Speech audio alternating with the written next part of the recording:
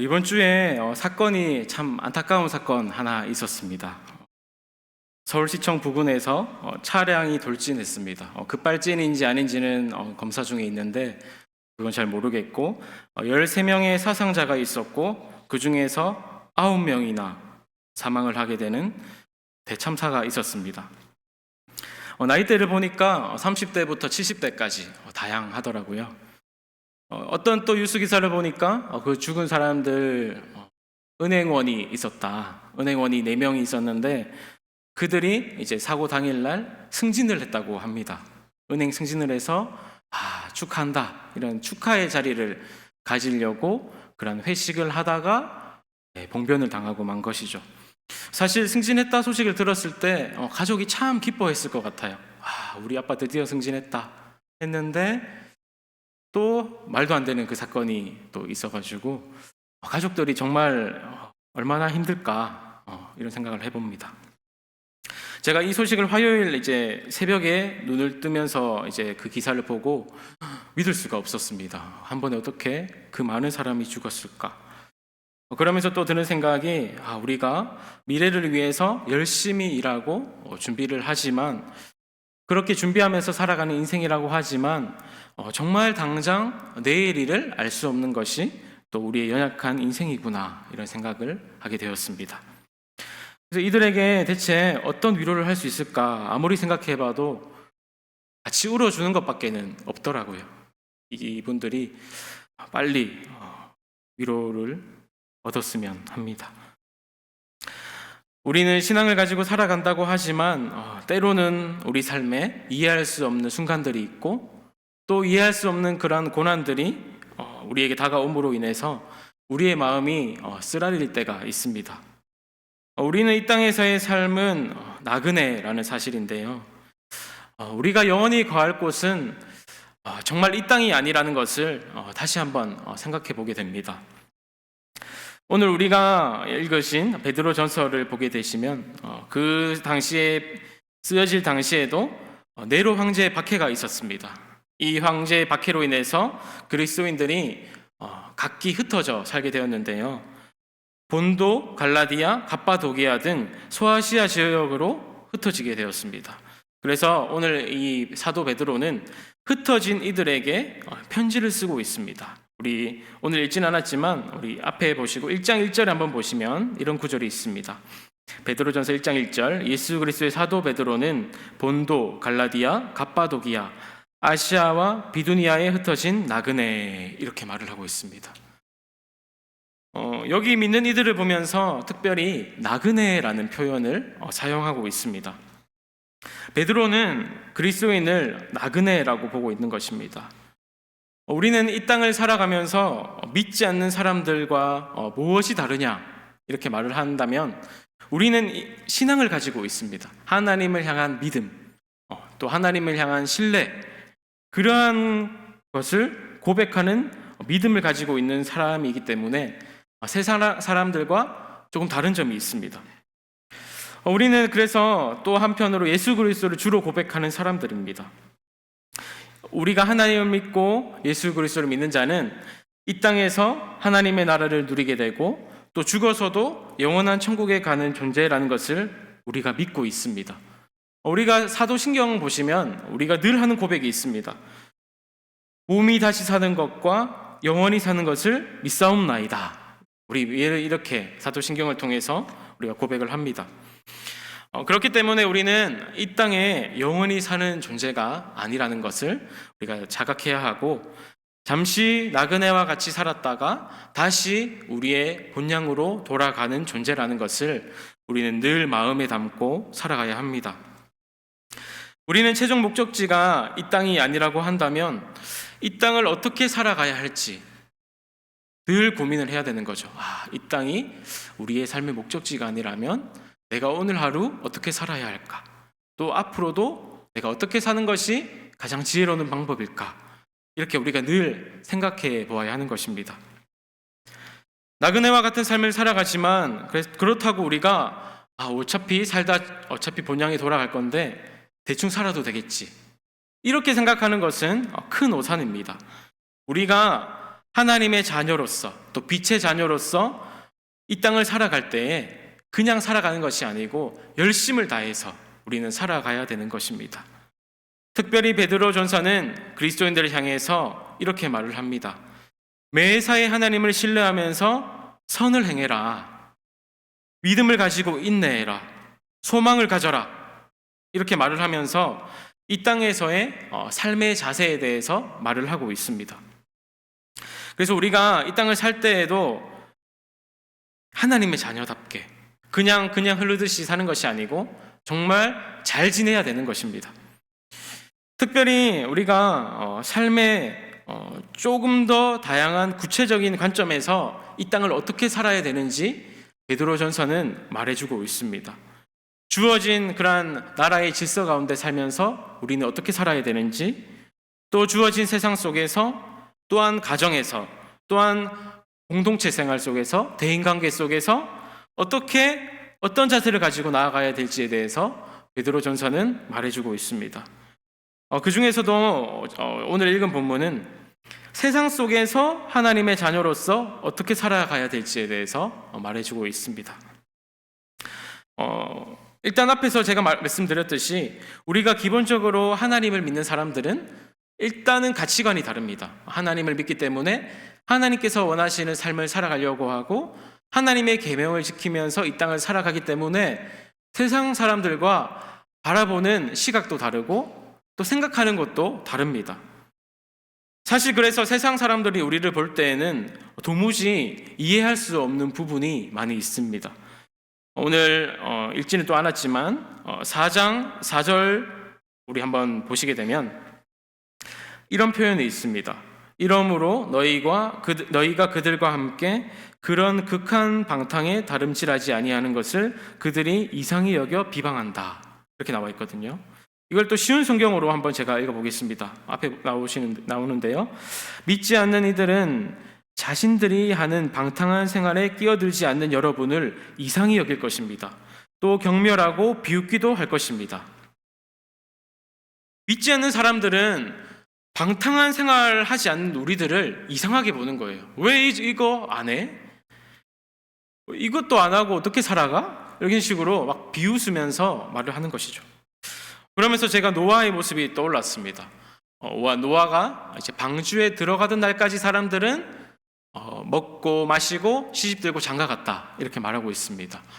들어가던 날까지 그렇게 했으면 아마 방주를 만드는 동안에는 수없이 많은 조롱과 야유와 또 비웃음을 당했을 것입니다. 그래서 세상 사람들이 볼 때에는 왜 갑자기 땡땡한 날씨에 멀쩡한 그 땅에 그 방주를 짓는지 이해하지 못했을 것입니다. 따지고 보면 오늘 이렇게 수요예배에 나오신 것도 세상 사람들이 볼 때에는 이해가 되지 않는 거죠. 정말 일하고 집에 오면 피곤해서 자기 바쁜데 왜 이렇게까지 나와서 예배를 하나? 그거 쉬면 안 되냐? 이렇게 말하고, 또 우리 주일에도 우리 교회 갈 때 그 주일 아침 일찍부터 나와서 봉사하시는 분들을 보면서 주말에는 가족들과 함께 쉬고 놀러 가고 해야지 왜 아침부터 그렇게 교회를 가냐, 이런 식으로 우리를 이해하지 못하는 눈으로 이상하게 쳐다볼 때도 있습니다. 하지만 우리가 이렇게 그러한 조롱한다고 해서 또 악한 마음으로 우리에게 다가온다고 해서 똑같이 악을 악으로 대하게 된다면 우리는 사실 세상 사람들과 크게 다를 것이 없습니다. 믿는 사람들이 그래도 뭔가는 달라야 되잖아요. 똑같이 갚아버린다면 세상 사람들과 똑같습니다. 그래서 우리가 세상 사람들이 나에게 악으로 대한다고 해도 우리는 선으로 악을 이기는 존재가 되어야 하는 것입니다. 우리가 더욱 열심히 선을 행해야 되는 것이죠. 우리 13절, 오늘 읽으신 13절 말씀 우리 같이 한번 읽어보면 좋겠습니다. 시작. 또 너희가 열심으로 선을 행하면 누가 너희를 해하리요.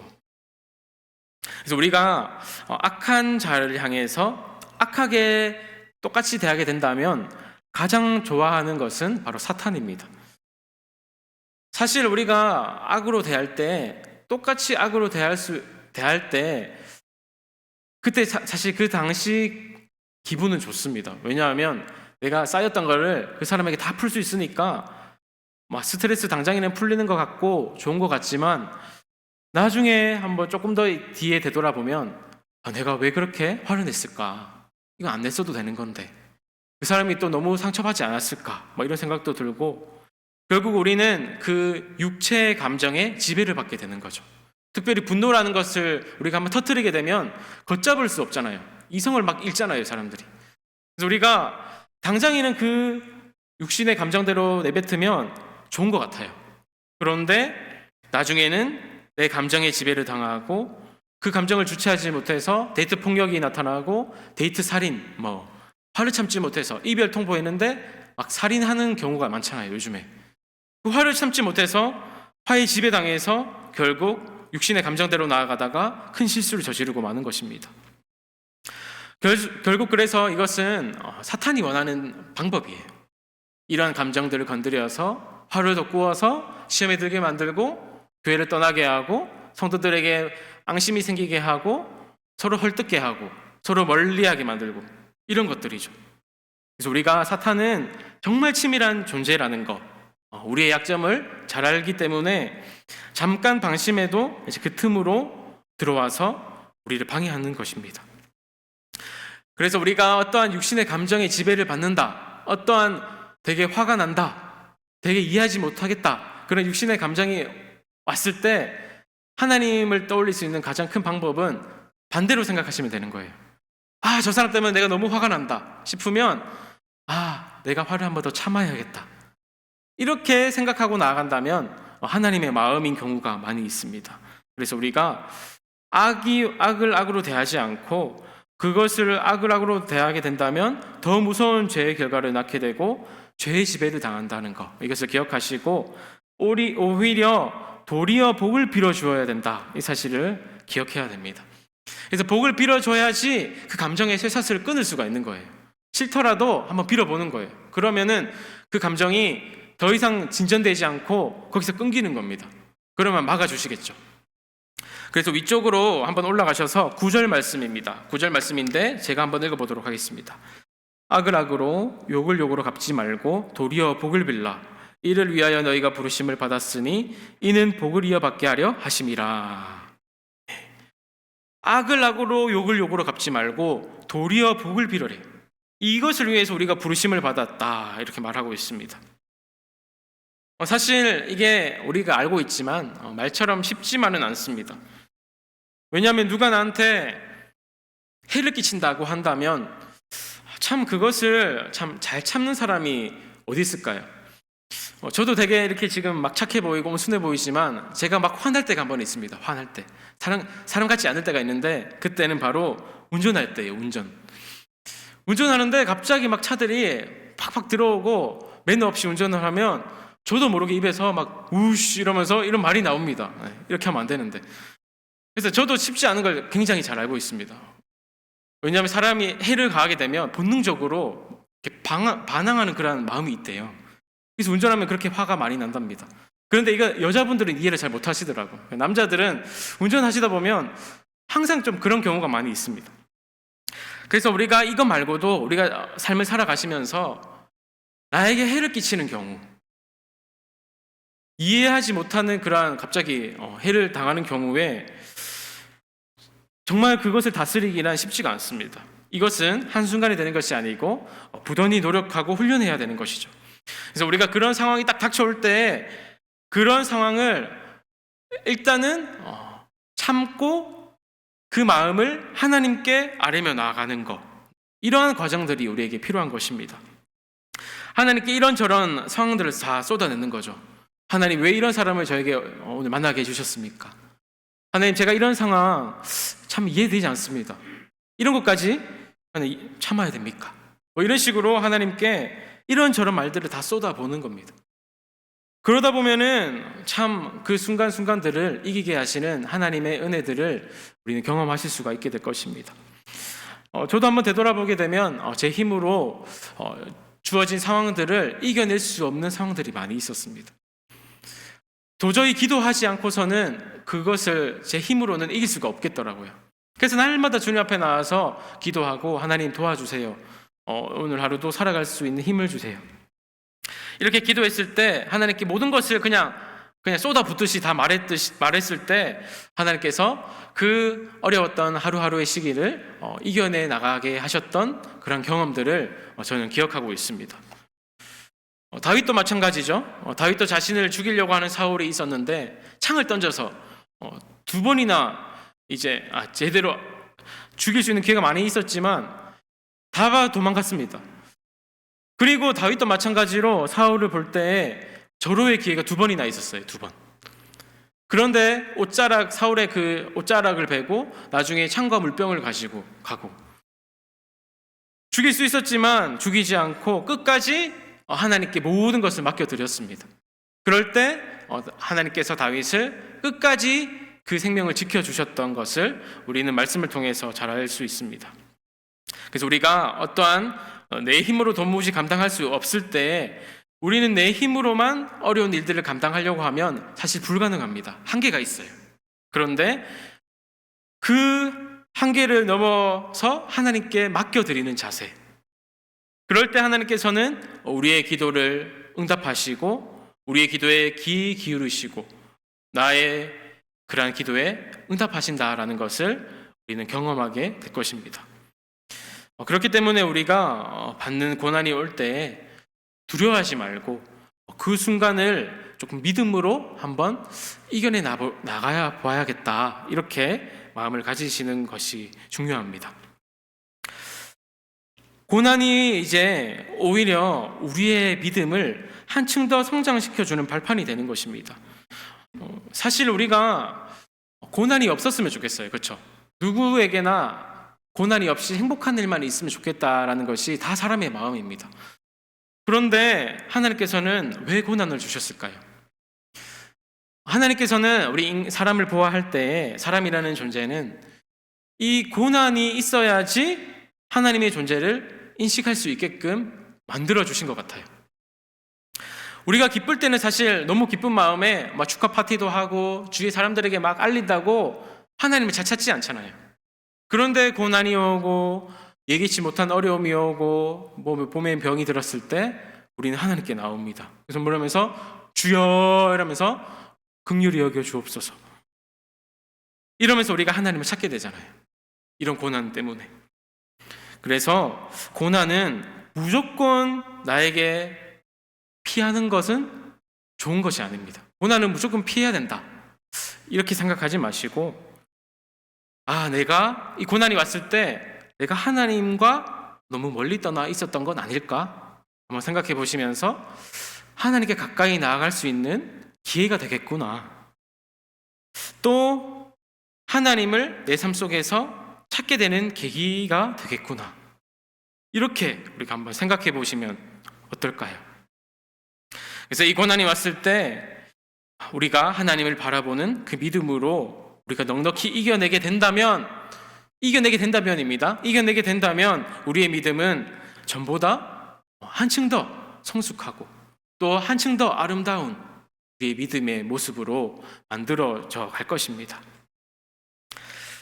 오늘 읽으신 14절, 15절, 3장 14절, 15절인데 이것도 한번 같이 읽어보도록 하겠습니다. 시작. 그러나 의를 위하여 고난을 받으면 복 있는 자니 그들이 두려워하는 것을 두려워하지 말며 근심하지 말고 너희 마음에 그리스도를 주로 삼아 거룩하게 하고 너희 속에 소망에 관한 이유를 묻는 자에게는 대답할 것을 항상 준비하되 온유와 두려움으로 하고.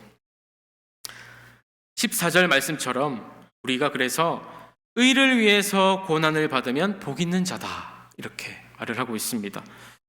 마태복음 5장에서도 우리가 하나님의 이름으로 박해하고 고난을 당하면 오히려 기뻐하고 즐거워해라, 이렇게 말하고 있습니다. 그래서 신앙인은 그래서 고난이 왔을 때 한편으로는 하나님의 마음을 헤아릴 수 있어야 되죠. 하나님께서 정말 이 상황들을 통해서 사람들은 미워하지만 하나님은 기뻐하시겠구나, 하나님을 바라볼 수 있어야 되고, 또 고난이 와도 끝까지 신앙을 붙잡고 나아가는 그 모습을 보여주어야 되는 것입니다. 우리 예를 들어서 어떤 사람이 다이어트를 했습니다. 다이어트를 했는데 막 20kg가 빠진 거예요. 나는 아무리 살 빼려고 해도 2kg가 안 빠지는데 20kg 빼는 거예요. 그러면 신기하잖아요. 와, 저 사람 어떻게 저렇게 살을 뺐을까? 결국 입이 근질근질해서 혹시 어떻게 살을 빼셨어요? 이렇게 물어보잖아요, 우리가. 그러면 그 사람이 대답을 합니다. 사실 이 운동을 했었습니다. 이런 운동을 했고 이런 음식을 먹었습니다. 그러더니 한 몇 달 만에 살이 20kg 빠지더라고요. 이렇게 말할 수가 있습니다. 그러면 그 사람의 했던 운동과 먹었던 음식들은 말하지 않아도 저절로 광고가 되는 거예요. 그 사람도 사 먹게 되는 것이에요. 마찬가지로 우리가 신앙에 있어서도 저 사람이 딱 봤을 때 어떻게 저런 어려운 고난 가운데서도 낙심하지 않을 수 있을까? 저 사람은 저렇게 어려운 상황인데 어떻게 저렇게 담대하고 평온해 보일까? 무슨 소망이 있기에 저렇게 감사할 수 있을까? 궁금하잖아요. 그 사람을 볼 때. 그러면 물어보는 거예요. 저기 혹시 어떤 비결이 있습니까? 어떻게 그렇게 마음이 평안하고 기쁠 수가 있나요? 이렇게 물어봤을 때 그때 우리는 예수님에 대해서 말을 할 수가 있는 겁니다. 예수님 믿으면 우리가 어떤 상황 속에서도 우리는 평안할 수가 있어요. 기뻐할 수가 있는 겁니다. 마음속에 샘솟듯한 기쁨이 상황과는 상관없이 솟아오릅니다. 이렇게 말하게 된다면 그 사람에게 예수님은 저절로 이렇게 말하지 않아도 그 모습을 통해서 믿게 되는 것이죠. 그렇기 때문에 우리가 항상 대답할 것을 준비해라. 15절 읽으셨죠? 대답할 것을 준비해야 되는데 온유와 두려움으로 해라. 이렇게 말하고 있습니다. 그래서 우리가 그 믿지 않는 사람이 나에 대해서 소망에 관한 이유를 물어볼 때 우리가 잘 준비하고 있어야 되는 거예요. 예수님에 대한 지식이 무지해서는 안 됩니다. 어떤 분이신지 소개할 수 있어야 되고 아주 기초적이고도 필요한 것들은 말해줄 수 있는 그런 준비가 되어 있어야 되는 것입니다. 무엇보다 내 자신이 먼저 하나님 앞에 서야겠죠. 그런 모습이 있을 때 우리가 그 사람들이 물어볼 때 전할 수가 있는 것입니다. 그래서 그 물어보는 그 순간이 그 사람이 바로 구원받을 순간이기 때문이에요. 얼마나 귀한 순간이죠. 그 사람 한 사람이 이제 생명이 사는 순간인데 얼마나 귀한 순간입니까? 그래서 우리가 우리 행실의 모습을 통해서 믿는 자들이 다른 이들과 다르다고 느껴질 때 불신자들은 상당한 호기심을 느낍니다. 그렇게 다혈질이고 맨날 화내던 사람이 예수 믿더니 180도 달라져가지고 온순한 양이 되었다. 이렇게 말하면 대체 예수라는 사람이 어떤 능력을 가졌기에 저 사람을 변화시키는 걸까? 이렇게 신기해하는 거죠. 그래서 우리가 우리를 보는 이마다 하나님을 생각할 수 있도록 널 보는 이마다 주 생각하리 이런 찬송가 가사도 있듯이 우리를 보는 이마다 주님을 생각하도록 이런 방법으로 하나님을 전하는 것 이를 위해서 하나님께서 우리를 부르셨다라고 말씀을 하고 있는 것입니다. 자, 오늘 아까 방금 읽으셨지만 15절을 한 번 더 보도록 하겠습니다. 15절 제가 한번 읽어보겠습니다. 너희 마음에 그리스도를 주로 삼아 거룩하게 하고 너희 속에 있는 소망에 관한 이유를 묻는 자에게는 대답할 것을 항상 준비하되 온유와 두려움으로 하고 온유와 두려움으로 하라 이렇게 되어 있습니다. 여기에 조금 더 이번엔 초점 맞추기로 원하는데요. 하나님의 자녀다운 모습은 사실 온유한 모습이에요. 온유한 모습. 모세도 참 온유한 모습이었다 이렇게 말하고 있듯이 사람들에게 온유한 모습을 보여준다는 그 사실 하나만으로도 우리는 이 세상에서 조금 구별된 존재가 될 수가 있습니다. 왜냐하면 요즘 사람들은 화가 너무 많아요. 요즘 사회를 보고 막 앵그리 소사이어티라 하잖아요. 화가 너무 많은 사회입니다. 뒤에서 경적 한번 울려도 막 살인이 일어나고 막 사람 때리기도 하고 시비 한번 걸었다 해도 막 죽일 듯이 달려들고 이런 화 많은 사회 속에서 이 온유한 성품을 하나 가지고 있는 그 자체로도 다르다 이렇게 생각하는 것이죠. 그래서 온유한 성품을 가지고 두려운 마음으로 이렇게 나아가야 되는 것입니다. 하나님을 경외하는 마음이죠. 그 하나님을 경외하는 모습, 온유한 심령을 가지고 하나님을 경외하는 마음으로 가지고 나아갈 때 믿지 않는 자들을 향해서 나아갈 때 우리가 그들이 우리의 모습을 통해서 변화될 것이라는 것입니다. 먼저 그랬기 때문에 우리의 삶을 늘 살펴보아야 돼요. 우리 삶이 늘 영적 전쟁터입니다. 항상 하나님께서 주시는 마음, 또 내가 이루고자 하는 마음, 내가 또 사탄의 마음, 이렇게 왔다 갔다 우리가 마음이 갈대처럼 움직이고 있습니다. C.S. 루이스라는 사람은 이렇게 말을 했습니다. 인간은 하나님과 짐승의 중간 상태에서 하나님 차원을 향해 올라갈 수도 있고 짐승의 상태로 전락할 수 있는 존재로 지어졌다. 이렇게 말하고 있어요. 하나님과 짐승의 중간 상태인데 하나님 차원을 갈 수도 있고 짐승의 상태로 갈 수 있는 것이 인간이라는 겁니다. 그래서 어디로 갈지 몰라요. 그래서 우리가 마귀와의 영의 싸움에서 우리는 승리해야 되는 것입니다. 그래서 우리가 늘 삶을 바라볼 때에도 영적인 관점으로 우리가 삶을 바라봐야 됩니다. 이것은 나에게 영적인 유익이 있는 것일까? 내가 이런 일을 하는 것은, 또 이러한 행동을 하는 것은 영적으로 유익이 있는 것일까? 우리의 기준은 항상 이것이 되어야 되는 것이에요. 그래서 그 기준으로 늘 나아가야 되면서 영적 싸움에서 승리를 해야 되는 것입니다. 그래서 우리가 악한 세상을 살아가지만 그 가운데서도 늘 선한 양심으로 우리는 살아가려고 노력을 해야 되는 것입니다. 우리 마지막으로 읽으신 16절, 17절 우리 한번 읽어보도록 하겠습니다. 시작. 선한 양심을 가지라. 이는 그리스도 안에 있는 너희의 선행을 욕하는 자들로 그 비방하는 일에 부끄러움을 당하게 하려 함이라. 선을 행함으로 고난받는 것이 하나님의 뜻일진데 악을 행함으로 고난받는 것보다 나으니라. 우리에게 누가 욕하고 비방하고 부끄러움을 당하게 한다고 할지라도 여전히 하나님 앞에서 나는 선한 양심을 잃지 않겠다. 여전히 그 선한 양심을 지키고 살아가겠다라고 하는 것이 바로 그리스도인의 모습입니다. 그래서 의를 위해서 고난받는다는 것은 사실 진 것 같지만 나중에 되돌아보게 되면 결국에 믿지 않는 자들이 우리를 보고 인정하게 될 것이고 우리를 향해서 욕했던 것을 되돌아보게 되며 부끄럽게 될 것입니다. 그래서 하나님의 자녀들은 항상 하나님이 지키신다. 하나님께서 모든 것을 만들어 나가시고 또 하나님께서 모든 것을 이루어 주신다. 이것을 기억하시고 우리는 어떤 상황 속에서도 좌절하지 않기를 바랍니다. 하나님의 뜻은 결국에 이겁니다. 17절에 읽으신 것처럼 선을 행함으로써 고난받는 것, 이것이 바로 하나님의 뜻입니다.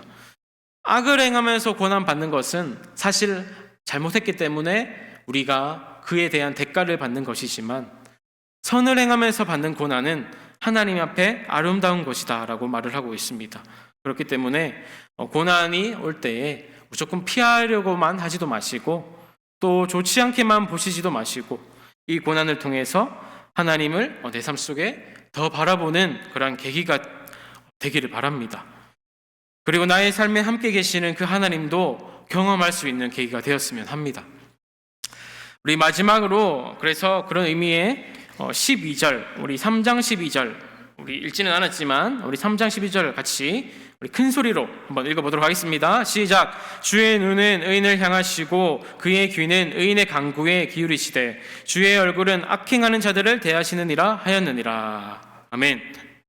주의 눈은 의인을 향하시고 그의 귀는 우리의 간구에 기울이시고 계시다 하십니다. 악행하는 자들을 또 대하시고 계시다 이렇게 말을 하고 있으니까 우리가 항상 하나님의 눈과 귀가 우리를 향하고 계시다는 사실, 그거를 늘 이렇게 인지하시고 그 하나님의 선한 능력 의지하면서 승리하는 저와 여러분의 귀한 삶의 모습이 될 수 있기를 축복합니다.